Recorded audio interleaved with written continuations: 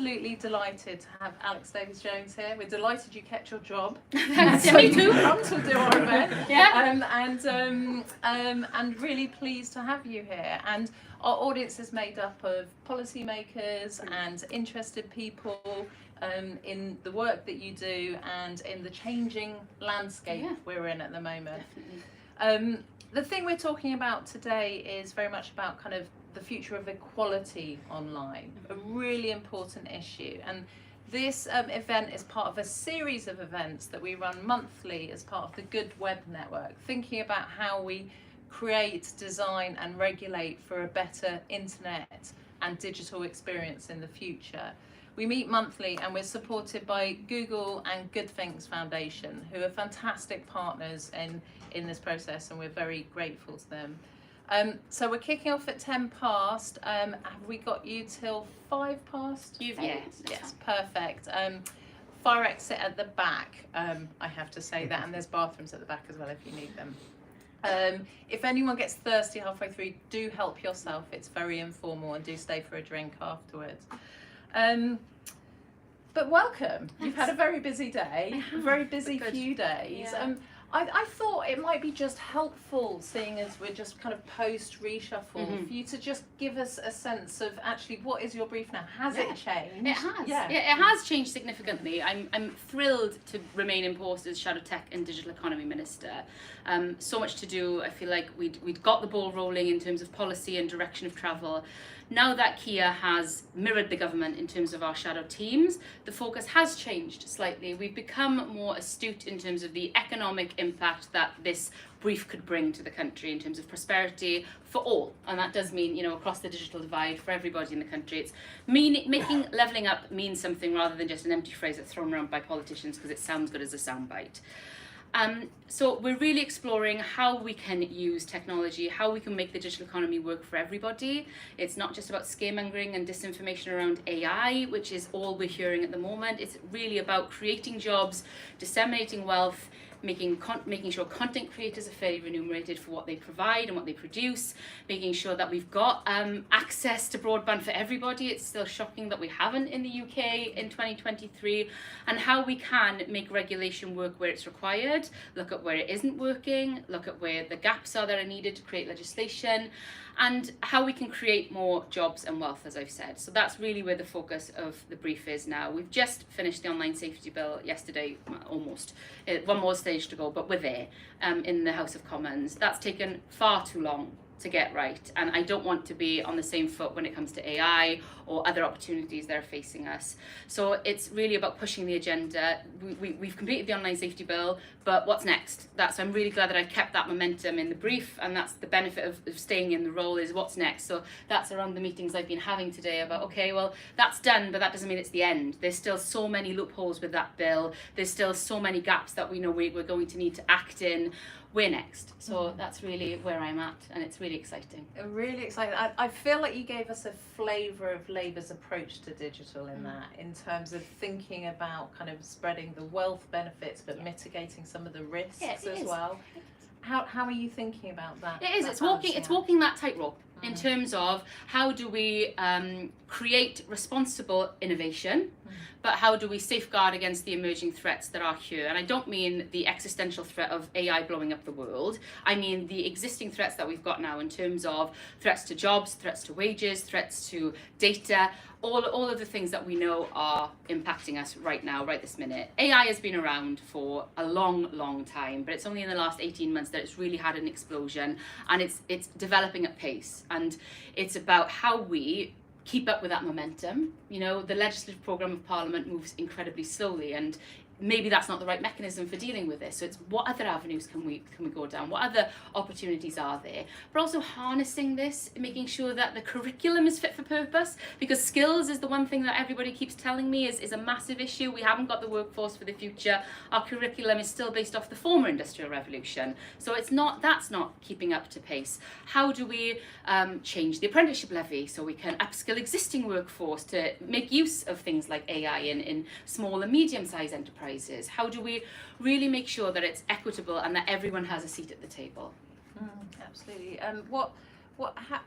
Thinking about that kind of equitable lens on all of this, what do you think are the risks we're now facing economically, socially, from not only what we're now seeing about the coming wave of AI, but about the existing kind of digital landscape? What do you think are the risks? There's a few things in this. There's the impact of the big tech companies. You know, we cannot allow the likes of 3 to 4 companies having a monopoly on what's coming and closing down the opportunities for our incredible researchers here in the UK, or whether it's our small emerging tech startups. We want that level playing field. So the Digital Markets Unit is going to be fundamental in our approach to this going forward, to make sure that everyone has a piece of the pie that's available.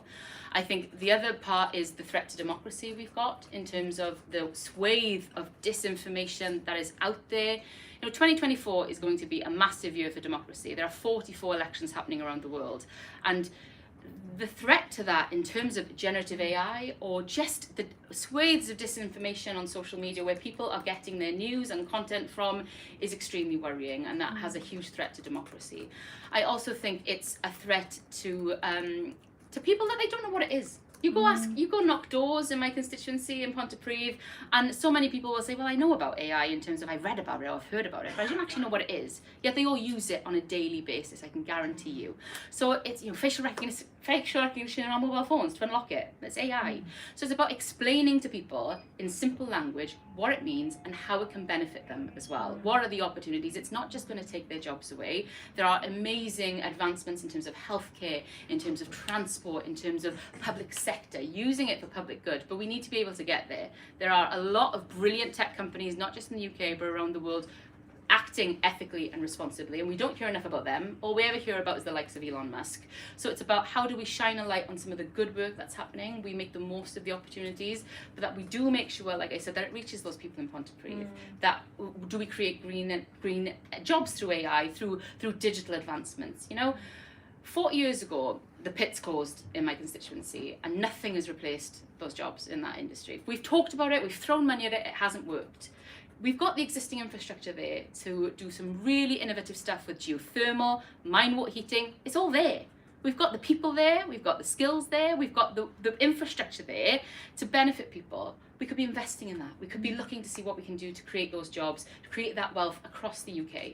So this is what we're doing, and it's cross-departmental. So I'm having those discussions with our DESNES team, I'm having them with the education team about the curriculum, I'm having them with the healthcare team, with the Cabinet Office about how we could potentially transform public services. And we want to do this on day one. I don't want to be the day after a general election, whenever that comes, to be, right, in 6 months' time we're going to look to do this with the civil service or with the NHS. You know, so many of the NHS still working fax machines. I want to be able to do it straight away, because we're not going to have the time, effort or public will to be able to just sit back, because the country needs it as well.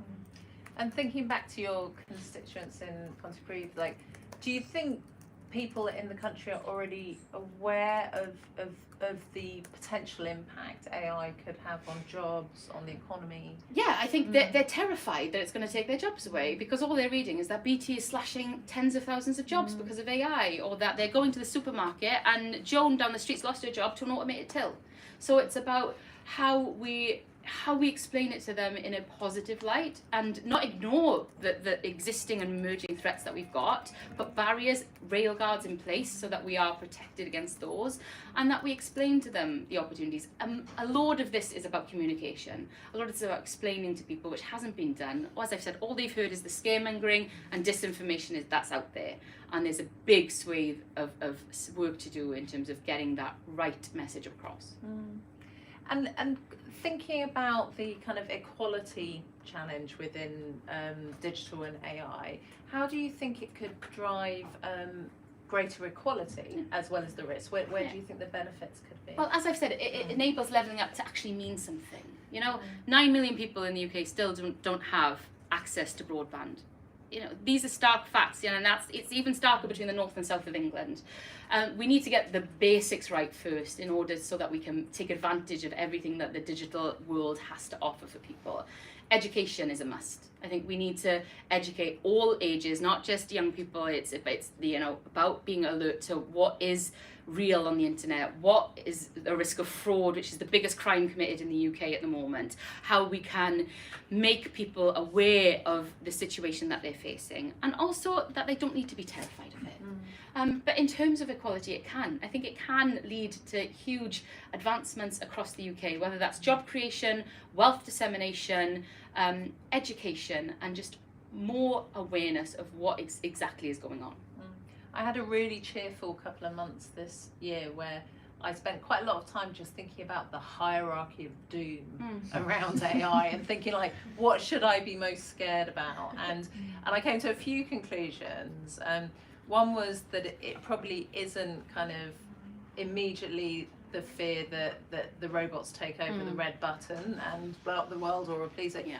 But actually it's about the erosion of the way our economy works now, our democracy, and actually about our relationships and how it could change how people relate to each other as well. And your point about fraud as well, I think that is such a big impact on people's lives at the moment. So I kind of came to the conclusion that there was kind of an everyday kind of industrial revolution about to happen that will change and rewire society and the economy in ways that you can never predict at the beginning. But then I also think that in so many of these conversations, there's a kind of very black and white risk versus benefits. Kind of you have to be on one side or the other, whereas the solutions really feel like they're in the same place, like a managed transition, learning from the coal mines, understanding the skills need to be different and anticipated. This is a journey, and we need to bring people on the journey with us. We can't force people to just become part of this. You have to convince them that it's the right way forward, but it's a safe and appropriate way forward. I also think we need to do a lot of learning. This isn't, a UK focused issue. This is a global challenge that we're facing here. And I've been saying this a lot the past few days, that world leading doesn't necessarily mean world first. So what are other nations and countries doing that are really good that we can learn from? Where are the barriers that exist that need to be removed? And what are the barriers that need to be put in place? And I think that's what we're doing at the moment, is how we can collectively come together to look at how we use this. It's an inflection point. We're at the peak, and I don't want to be where we were with the online safety bill, where it's 15 years too late for regulation, and the platforms have grown so big that now we're trying to play catch up. It's now that we need to be looking at what do we do for the next 10, 15 years, and we can't make it too restrictive, and we can't make it too close-minded. It has to be future-proofed. At the risk of opening old wounds, I do want to come back to the online safety bill. I think there's lots of still raw to learn lots of lessons from that. But I wonder whether you could just reflect a little bit about the AI summit that's happening. What's your impression of that? What do you think about the kind of the global approach Sunak's taking on this? I think it's. I don't think I'm alone in saying that we still don't know what it's about. It's 8 weeks out, and very, very little information has been disseminated as to what the content of the summit will be, who is attending, who's been invited, who has a seat around the table. It's clear that certain parts of society have been excluded, whether that's civil society, whether that's UK companies themselves have been excluded from talks and part of the discussion, and access to citizens that need to be involved in this conversation have been excluded.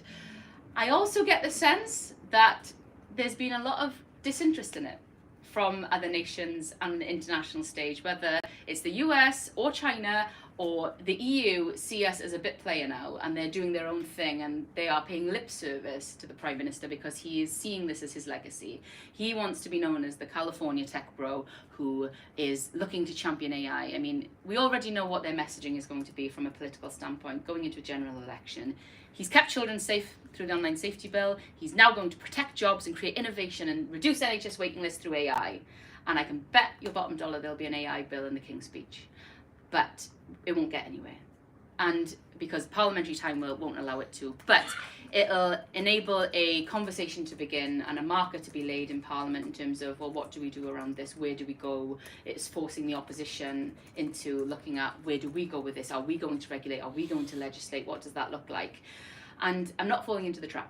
So it's being prepared, and it's you know, Freddie is terrified that I've been saying I'll host my own summit in the autumn, and I'll invite all the right people in the room, and we'll make sure that it actually means something, because also the messaging that we're getting from what the summit means is that really high level global security, let's stop AI destroying the world and the robots taking over, whereas actually it's ignoring as I mentioned, the threats that exist right here, right now, and it's about what people are genuinely worried about, whether that's jobs or the economy, or how it's harvesting data, and how it's being, you know, incredibly biased in its approach. So it's how we try and tackle those problems here and now, but not ignore the existential threats, but actually we should be doing both. I did an event yesterday with Sir Alex Younger, who's the ex-MI6 chief, and it was about cyber security in the context of AI, and what he said on it was a public platform. He said the war will be lost before it's fought, because it will be fought in ways that are kind of in plain sight, in the changing economy, in the changing kind of social dynamics, in the further weathering of our liberal democracy and how it works, rather than in those ways. And I'm interested to know kind of what your approach would be on the global stage around kind of digital, and like what would you do differently, but also kind of coming back to your point before, your kind of first 100 days, how do you make the digital impact across government as well? Of course. So the global stage thing is really interesting. I think the UK has gone through a journey, we'll call it, the past few years in terms of how we've been seen on a global stage.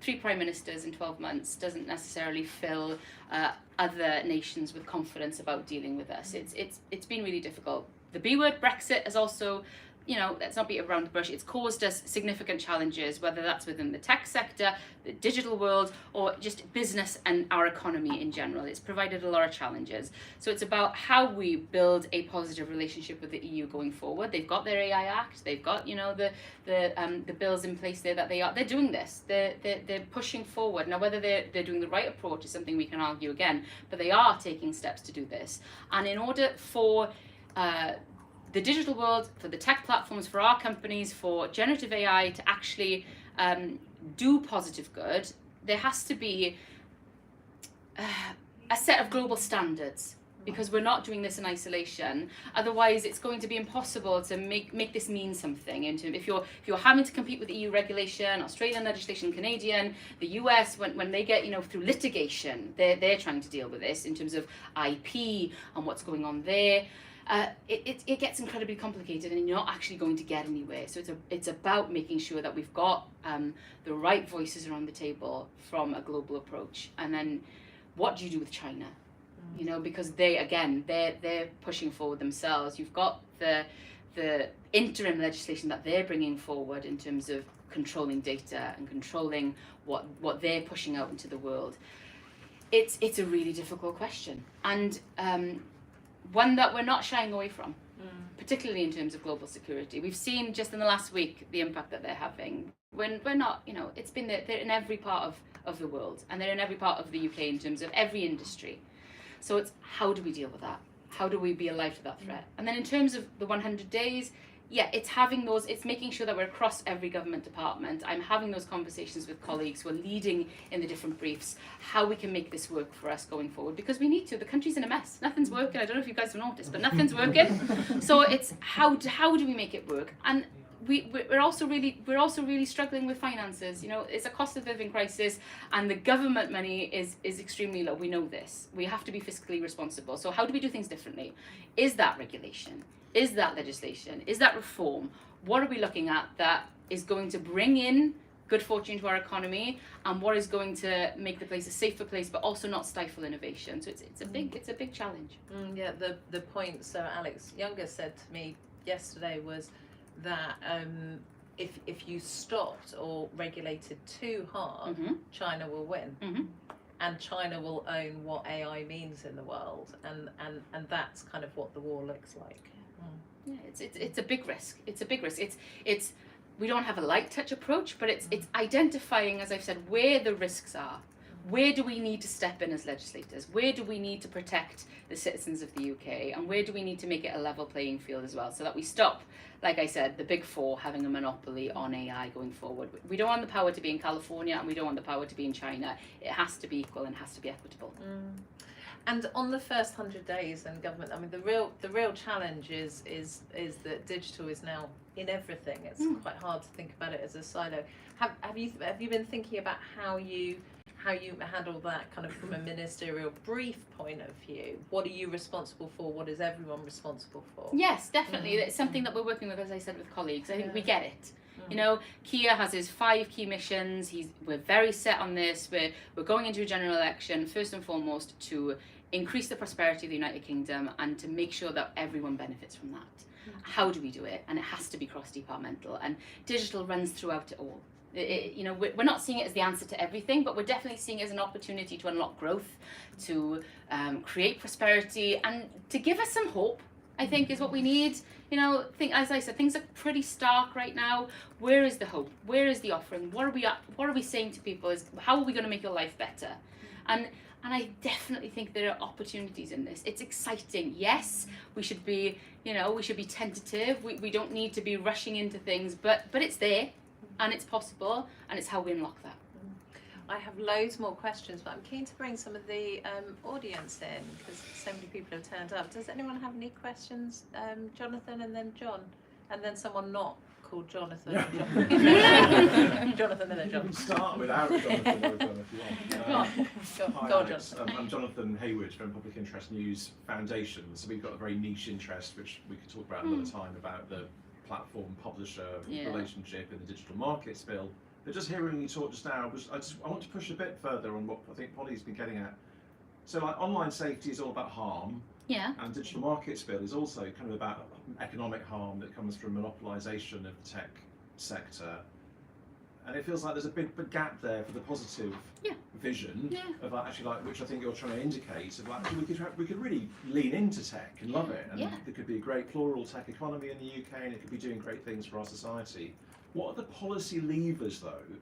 Because you keep saying, well, maybe it's not always about regulation, it's not always about legislation. Give us a sort of clue of some of the other policy levers that you might be pulling to turn it that way, that more positive. Do you know what I mean? Yeah, in terms of how we push this in the positive direction, can we do? Yeah. And is it in terms of, I mean, I'm not going to create policy on the hoof, but give you some of the flavours of things that we've been talking about and discussing, and people have been throwing at me in terms of looking at this from an economy brief. Is it looking at how we can, if you're going to create 100 jobs through generative AI, how can we give you the incentives to do that? If you're going to cut 100 jobs because of generative AI, how do we disincentivize you from doing that? Where are the opportunities for upskilling existing workforces so that menial tasks can be taken over by digital, by computers, by AI, and how can we push you into a more highly skilled, better paid job, even if you're not from a tech background? How can we transform existing apprenticeships levies so that they actually work for businesses? How can we transform the curriculum so that we are developing the skills for the future, so that we've got that workforce ready to go?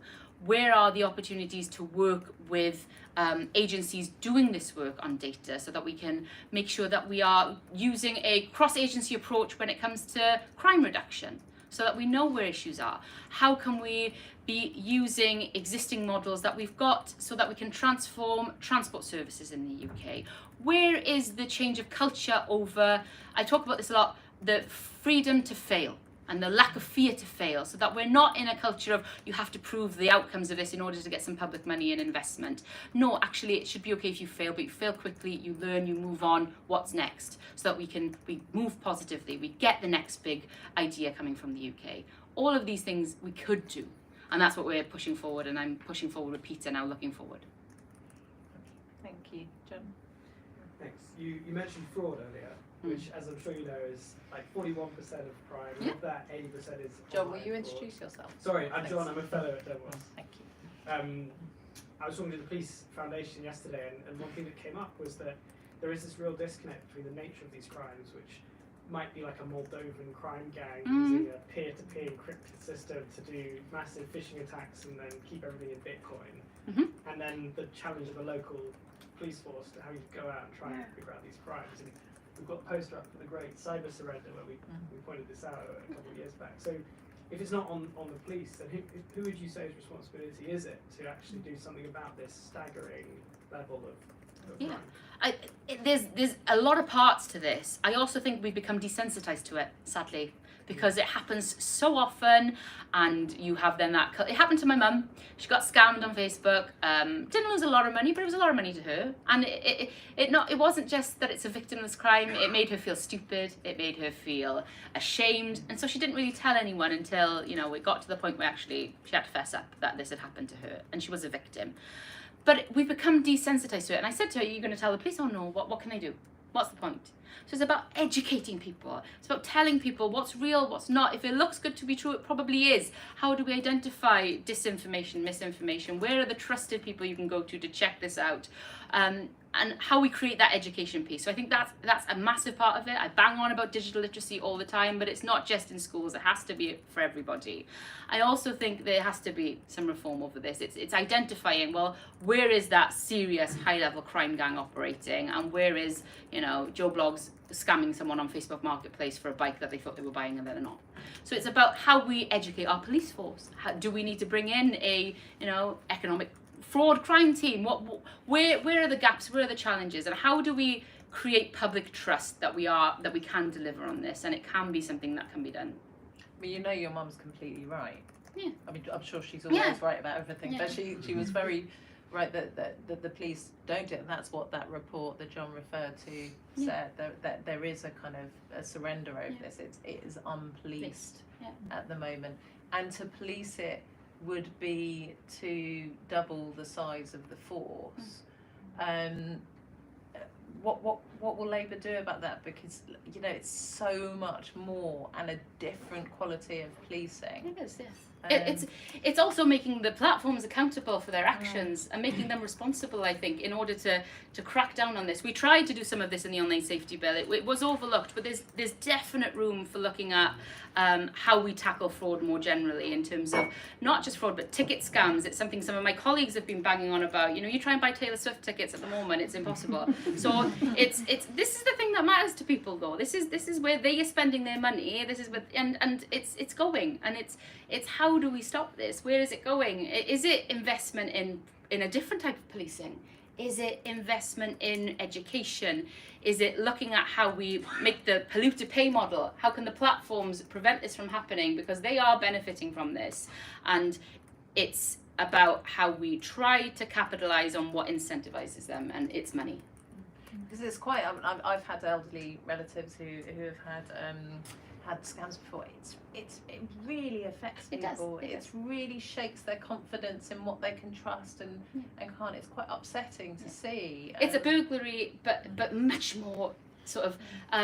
You feel like you've been burgled personally, and it strips away a lot from you. And you feel foolish. Of course you do. Which is a horrible feeling. Yeah. So.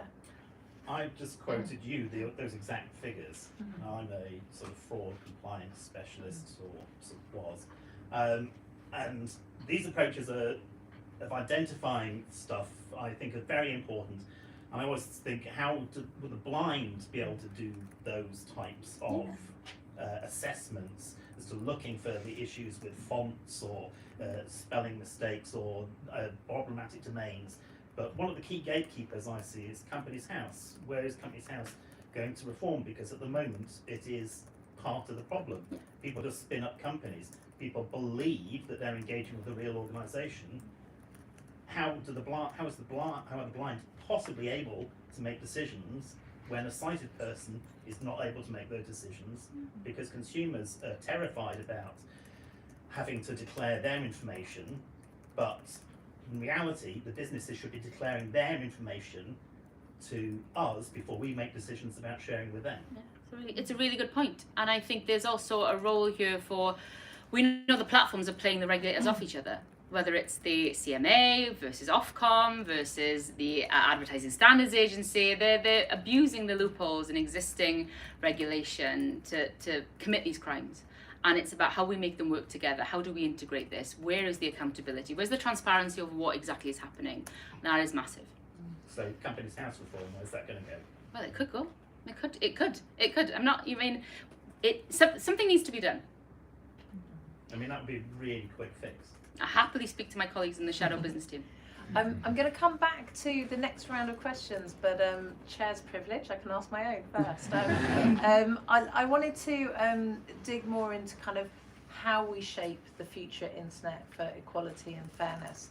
And one of the criticisms at the moment we're reading about the AI summit is that it's going to be big tech and government, and not so much representation from civil society.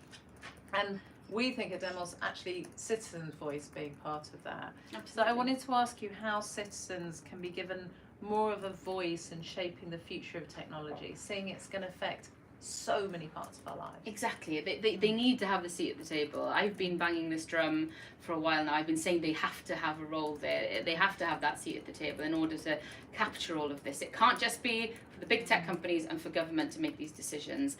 We need to have a level playing field, and it has to be fair. And we have to have a citizen's How would voice. you do that? I mean, we've got lots of thoughts about citizens. Well, I'd happily invite you around the table if it was me leading it. I think you should be there, and as I've said, let's host our alternative summit and have the right people there. Let's deliver an alternative proposal forward. Why not? How do we make sure you're included going forward? It's do we have a task force? No, it wasn't me personally. But no, It was but like you're royal. actually, I'm talking specifically about citizens actually being able to shape. When we think about how social media has rewired so many parts of how we live, and the power that has decided that and shaped that is so outside of our democracies and individuals' kind of experience. Do you have thoughts about how we bring citizens into the process of governing the future? Yeah, it's about making them feel empowered. It's about making them feel like they matter, and it's about making them feel like they're part of the conversation, that this is not happening to them. They have a say in this. That's democracy. That's a healthy democracy. You know, it's about making sure that they have the facts available to them, that they're not terrified and they're not just hearing one viewpoint about where this is going. I think that's a massive uphill challenge for me. It's part of where I'm clear in terms of how we control the messaging and communications to the public about what's going forward, whether that's via a general election, whether it's via any opportunity I've got in the media who want to present that different viewpoint, because it's necessary. And it's also really important that we reach, as I've said, communities that aren't necessarily as engaged in this. It's not just about London and Manchester and Leeds. It's about communities like Pontypridd or Doncaster or the Outer Hebrides. It's about how everyone is included and is valued, and it's about making sure that they know that they can be. The apathy is massive at the moment in the country. Like, you go knocking doors, apathy's huge. There's a massive distrust in politicians, massive distrust in the media. People feel like, what is the point? And it's our job to try and make them realise that there is a point. It's huge. And as I said, 44 elections next year. It's at a pivotal moment, and we have to make sure that people have the informed choice, and that it's not being distorted. I'm going to slightly spring something on you. I hope you don't mind. We have recently written to all the political parties, urging them to kind of publish a AI policy ahead of the next election. And we've just developed one for us to use at Demos ourselves, and it's a tiny drop in the ocean. It's not kind of what will fix kind of the future of misinformation and disinformation, but it's kind of about political parties taking the lead, and saying how that they are going to kind of instruct everyone who makes campaign materials for them. Is that something you might look at? It's something we're doing. You're not putting me on the spot. It's something we're doing, actively doing. We know that it's going to be such a pivotal moment. As I've said, it's the inflection point. We have to do something, and this fits across all departments, whether that's our creative industries, which is where I was just before I came to join you, around the threat to jobs, the threat to that content that people are creating that they should be equitably paid for, whether it's the threat to our health service or the opportunities for our health service. As I've said, the positives that are there, it has to be a central theme going forward. So specifically, I'm asking about a Labour Party policy about how its campaigners will use AI in campaign literature and material. Oh, in terms of in Yeah. terms of creating that. Yeah. I mean, something we can definitely look at in terms of campaigning going forward. Yeah, absolutely, we can look at it. I'll take that away. Yeah. All right, brilliant. Thank you. Sorry for putting you on the spot. I didn't warn you about that. We had some more questions. I'm going to go. I saw your hand go up first, and then yours, and then yours, and then we'll go do another round. Hi, Emma from FTI Consulting. Yesterday, Ian Hogarth, who's the head of the Frontier AI Task Force, was in front of a select committee, and the Frontier AI Task Force has been given, I think it's £100 million, to basically build up the UK's capabilities in AI. Yeah. And he was asked how he'd spent it so far, and he said basically in recruiting top tech talent, and sometimes coaching them from like DeepMind to OpenAI, to get them there. So my question was, do you think that's the right way to spend the money? Would a Labour government keep the Frontier AI Task Force, or would you have something similar? And are you scrutinising? Are you looking at? Yeah, so of course we're scrutinising it. We're looking at how this money is being spent. It was quite telling that exchange yesterday. It's about where is the benefit of this? Where should we be deploying this money? Is it recruitment? I mean, we need the best minds going forward around the table. I'm not a tech expert. I don't pretend to be. It's about gathering that information, getting the right people around the table so that we are informed, so that we do know where we should be going with this. And as I said, that includes everybody. That includes, you can't ignore big tech. Of course, they should be part of this, but they are part of the puzzle. They shouldn't be the overarching piece. So it's about how we develop those relationships and who should be around the table. But yeah, task force is something we've called for, an AI task force. It's something that we should definitely be looking at in terms of both on an international stage, on a UK stage. It's something that we should be doing. Where should they be spending that money? It's a massive challenge, and it's about where should we be deploying this? Should we be deploying this in R&D? Should we be deploying this in looking at where's the best place going forward? It's yeah. I mean, it's interesting they are spending the money on getting that talent round the table. What was your view on it? Where would you spend money? Yeah. Well, it was just related to your point before about some, civil society being round the table. So far, it's a very narrow Pool. group that they've recruited, and he did say that, that's all they've done so far, and there's still more to be done because they've only been there for like 11 weeks or something. But yeah, I think the type of minds around the table should be broadened. They should be. Personally. Full disclosure, I did actually take part in a roundtable with Michelle Donnellan last week, which was a pre-summit roundtable for civil society. So there is a process to engage, but I think it is a pre-summit process to engage. And I haven't had an invitation to the summit yet, so full disclosure. Adam. Hi, Eleanor, Public Affairs Consultant at FTI Consulting. Good contingency out. Yeah. Just right together. I think you've answered it a little bit. I want to pick up on your point about digital literacy because I just think it's fascinating. As someone who themselves has had to self-taught about all of these innovations that we have, and I think that you're completely right that we need to teach the public more about these innovations, but also I think that there exists a knowledge gap in Parliament and in government about all of these technologies, and it's still developing today. Blockchain technology, for example, we don't quite understand its ramifications yet. And so I guess, does the Labour Party, do you have a plan on how to make sure that the legislators themselves are able to grasp these huge concepts and then regulate on them without, like you said, stifling innovation, whilst also ensuring that people who understand less, because you're people yourselves, how do you understand this all whilst also protecting the people you're serving? I mean, I'm incredibly fortunate that I've got a brilliant team of all you guys who've been contributing to these ideas going forward. In terms of us as a department, shadow department, it's me and Freddie. So against a team of civil servants. So we are reliant on the likes of the think tanks, the policy developers, the brilliant organisations, the charities who are working in these fields, and also the tech companies themselves to see whether these are actually deliverable. It's about how we move forward together and how we provide that expertise in Parliament to legislators so that they know going forward. I would say on behalf of us, Our candidates coming forward are brilliant. We have got some really, really great people from the tech background or from civil society. Oh, there's some brilliant people. Our candidate in the Vale of Glamorgan, Kanishka, he is fantastic. He comes from a tech background. Samantha Niblett, who's been selected for us, has set up Labour Women in Tech. She's really pushing that frontier. The people are coming forward. And it's about how, I think they're recognising this. There has been a gap in Parliament. You look at some of the debates we've had, it's the same 4 or 5 people standing up, banging the drum, talking about these issues. I don't know whether that's because parliamentarians are afraid of it, they don't understand it, they're worried about looking stupid. What it is, but it's about demystifying this as well and getting them to recognise it, and I think they are starting to realise that this is something they need to wake up to. You look at the online safety bill debate we had last night compared to previous iterations, and it has moved monumentally in terms of knowledge, understanding, and people not being afraid to challenge and push back.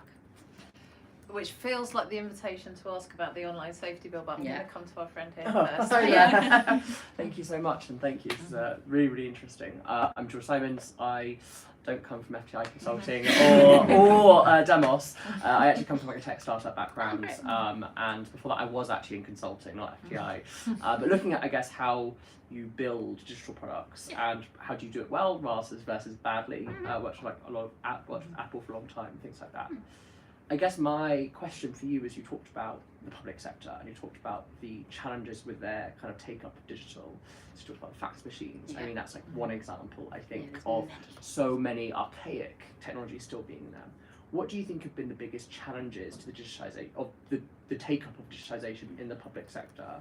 And how will that change your approach going forwards for you, kind of hopefully being in government, for how we can learn those lessons and kind of take those forwards? We are doing that. We're looking at what happened in 2010 under the Cameron era in terms of trying to transform civil service, trying to bring in digitisation, what went wrong there, how do we learn those lessons from the past and push that forward. What's the barriers to doing this? Why are our NHS trusts still using fax machines? What is is it because they haven't got access to broadband? Is it because coverage is really patchy? Have they not got the technology that's allowing them to be able to do this? Why? Asking them like basic questions, like what do you need? What would make you life easier? Not just trying to enforce something upon you that isn't going to be fit for purpose and isn't going to work. So it's about breaking down those barriers around engaging with them and asking them and inviting them around the table. They know they're leading on this. They know what works and what could help. It's about inviting them in as well. Couldn't agree more. I mean, that's exactly my takeaway from so many of these things. I think like Apple's view on these things is, like, you should just have end users in the room as you're designing the product, as you iterate in the product. And I think there's so much of the technology that is kind of abundant. You just look at like an NHS what do you need? computer How do we screen. solve the problem? It's got like 15,000 buttons on it, and it's like some IT consultant somewhere and developer has designed it for what the functionality needs, but actually it's just archaic. And I think I couldn't agree more. It's having the nurses, the doctors, the paramedics, the civil servants, actually in the room. Tell me what would make your life easier, and how do we make that happen? I'm not, just to challenge that though, I think, I'm thinking back to an event I chaired at the LGA the other year with loads of councillors about digital and how to digitise local government. They don't know how to do it. Like, councillors are not, this is such specialist, and I just felt there were not the skills or know-how to how to scrutinise or commission. They don't, right? I came from local government. I was a councillor beforehand, and they don't know that. But they know what the challenges are. They know what their constituents are coming to them with in terms of accessing bin collection days, or being able to make appointments with social services to be able to see their kids if they've been taken into looked after care. It's about what are people coming to them with that are the problems, and then we have got experts in the room who can say, well, actually, we can build you this. We could build you something that could make this so much easier. So you don't have to be on the phone at 9 a.m. desperately trying to get an appointment. You don't have to be asking your neighbour or looking on the Facebook hub, what day's bin day. It's what are the challenges? Where are the problems? Because they know this, and then we can bring in the experts who are able to provide something that could make life easier. Let's go back to the OSB. Come on then. What can we learn from this very long saga? Oh my goodness, so many things. The biggest biggest frustration I had was that it was being used as political football. In what When way? in the change of leadership, it was being made into a campaign slogan for Rishi Sunak and Liz Truss over free speech, over children's safety. It was being monopolised by certain narratives that wanted the public to believe it was something when it wasn't. For a bill that was meant to tackle disinformation, there was so much disinformation around the bill, and that was coming from inside Parliament, let alone anywhere else. It's that was the biggest frustration I had with it, in terms of having to dispel the myths and bust through all the nonsense and jargon that was being put out about the bill. I think we could have worked a lot more collegiately cross-party. I think last night proved that when there's a will to do it, it can be done. The Lords showed the Commons up massively, and I've had conversations since with Baroness Kidron and Baroness Nikki Morgan about how this wasn't party political. They knew what they had to do. This was an issue that was good. I mean, you can get in the nuances of the party politics, but the bulk of the ideas and the bulk of the purpose of the bill shouldn't have been political with a big P. And it can be done.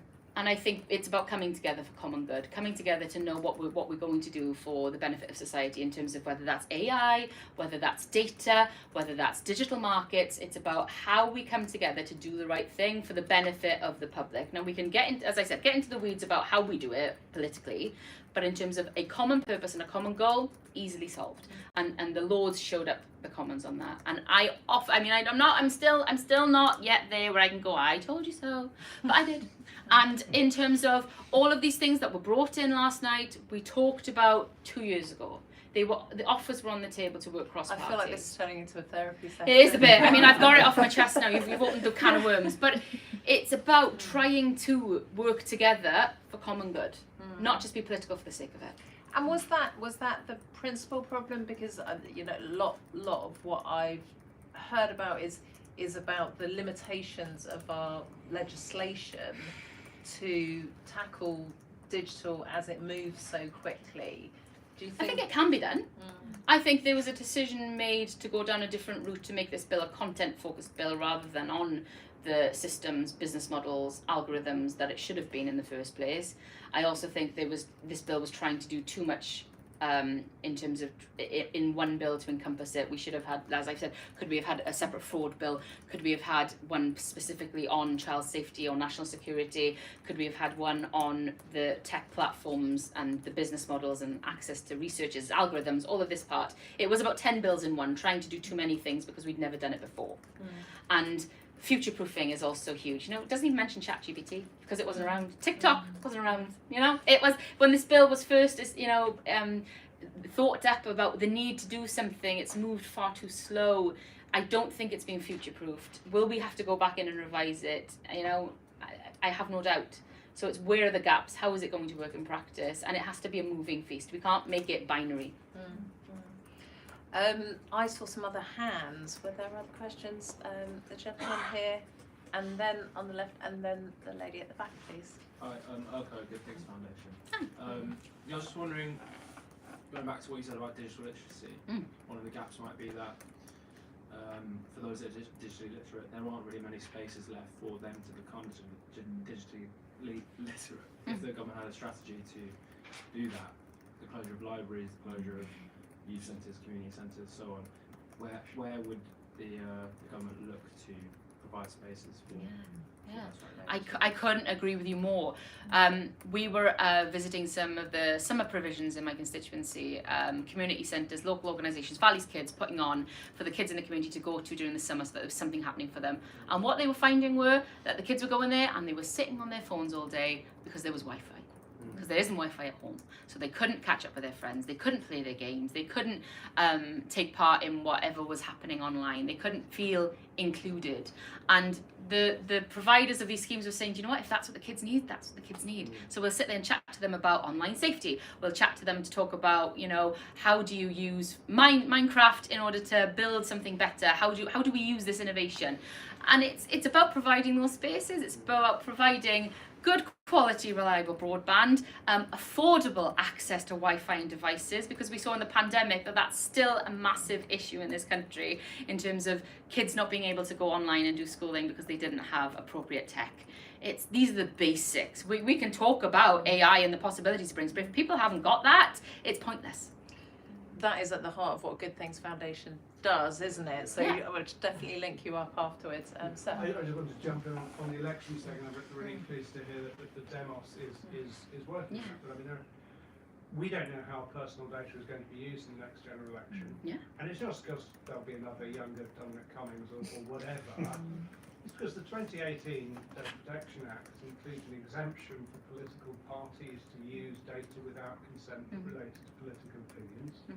The Elections Act reduced the independence of the Electoral Commission. The current Data Act that is underway plans to reduce the independence of the Information Commissioner and introduce a new provision to allow political parties to send more unsolicited direct mail. So, we don't know, not forget ChatGPT and everything else. What's we coming don't through your know letterbox? how our data will be used because of legislative changes that will be made or are being planned at the moment.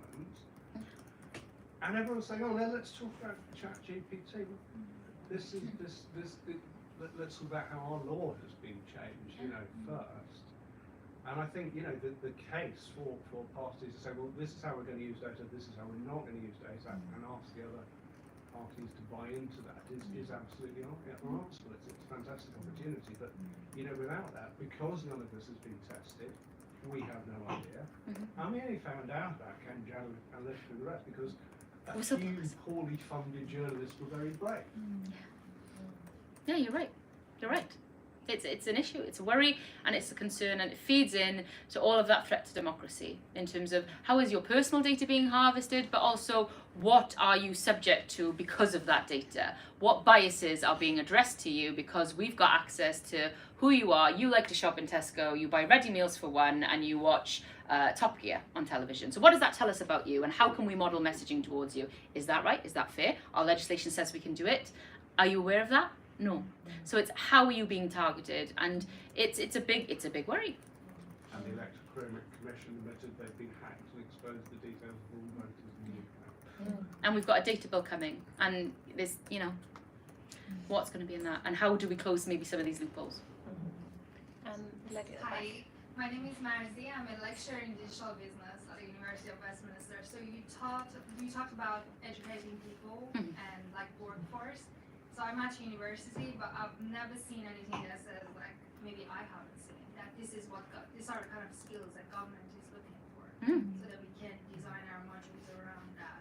How are you expressing your needs to universities? Like, how should we know what you need? From what business is telling me. I've got businesses telling me I could hire X number of people, but we haven't got the appropriate skills, or I haven't got the workforce who are able to do this. I could, if I could use the apprenticeship levy that I'm paying into, which is a stealth tax through the back door, pay to upskill my existing workforce, but I can't currently do that. These are the barriers that are in place. So it's up to me as a policymaker and as a legislator to look, well, okay, how do I remove those barriers? If you're telling me that the apprenticeship levy needs to be transformed, then let's do it. If you're telling me that we need to be putting these skills in the curriculum for the future, then let's do it. It's about being directed to answer the challenges and problems that we're being faced, but also, as I said, not be too binary and make sure that it's future-proofed, so that in 10 years' time it's fluid enough to be changed, or we can move it and we can adapt to whatever need is coming forward. Of course, and getting a degree will take 3 to 4 years. Yeah. You really need to be fast if you need something for the near future. You do, and I was having this discussion with some journalists and some of the news publications just last week over how years ago it used to be a 6 months NJT course, and then now it's 3 years to become a journalist. Is that necessary? Is that needed? Who's benefiting from this? Is it the universities pushing 3 years of debt on students when actually, is that the most appropriate path? What other pathways are available? Is it T-levels? Is it apprenticeships, old school apprenticeships, on-the-job learning? Where is the possibilities so that we have got a quick workforce that doesn't necessarily need to go to university for 3 or 4 years in order to meet the challenges and jobs now? We've probably got time for one more question, if there is one from someone who hasn't gone? What are Labour thinking about? Will you introduce yourself? Oh, sorry. Hi, my name's Chris. I was also previously a tech consultant, not at FTI, and I work for a company called Globality, which is an AI-backed sourcing solution. I guess my question is, how are Labour thinking about building or capitalising on the UK's digital commons? Should you be successful at a general election next year? Yeah, it's exactly that. It's looking at whatever tool is in our arsenal in order to make use of it. Where do we go? How do we adapt it to meet the needs now and into the future is something that we're really keen to explore. And does that take into account IP and exactly our approach to IP? Yeah, our approach to IP. I mean, 1980s, right? IP was established, and copyright law. It's no longer fit for purpose. Particularly, as I've said, I've just come from the creatives and the content creators sort of summit that we just had around how it's no longer fit for purpose. So how do we make it work? How do we reform it? Do we bring it into the IPO? Do we make them? Do they need reform? As I said, 1980s, no longer fit for purpose, was looking at business models. Now it's about music and streaming or whatever it could be. It needs looking at. I think I'm going to wrap up there by saying thank you so much for being so generous with your time, for being so kind of full in your answers, and just sharing so much with us today. Congratulations on keeping the brief. Thanks. Interested to see where you take it over the next 18 months. Who knows? Who knows? But I'd ask everyone to say a huge thank you. No, thank you. Thank you for your time.